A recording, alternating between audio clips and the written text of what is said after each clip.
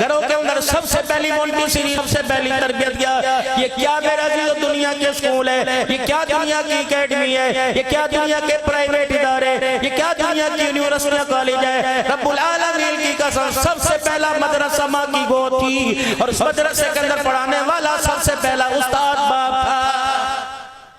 ماں نے اسے مدرسہ نہ بنایا, فیشن کا اڈا بنایا, اور باپ نے کاروبار بنایا, اولاد نہ بنائی. آج نتیجہ یہ نکلا, تل کا جوڑ کر جو مکان باپ نے بنایا تھا, آج میرے عزیزوں اسی مکان کے اندر سے اولاد نے دھکے دے کے نکال دیا. اب رو رہے تمیز دے دو جی, اب کہہ رہے سلوات پڑھ دو جی, چینی پڑھ دو جی, شعرے پڑھ دو, اولاد نہ فرمان. خدا کی قسم جب تیری فرما برداری میں آنی چاہیے تھی تو گھر آ کے دیکھا نا, کبھی کبھی دبئی کے مزے, کبھی امریکہ کے مزے, کبھی کویت کے مزے, کبھی سعودیہ کے مزوں میں, پیسوں نے, ڈالر نے, ریال نے تجھے اولاد بلا دی. آج بستر مرگ کے اوپر پڑا ہوا ہے, 7 بچے تجھے ٹھوکر مار کے چلے گئے.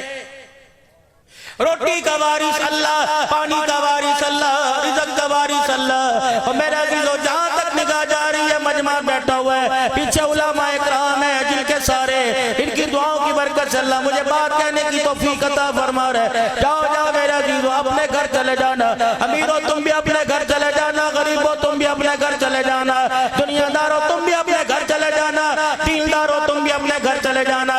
اپنے بچوں سے 8ویں کی کتاب نہ پڑھوانا, الجبرا نہ پڑھوانا, اپنے بچوں سے میتھ نہ سکھوانا.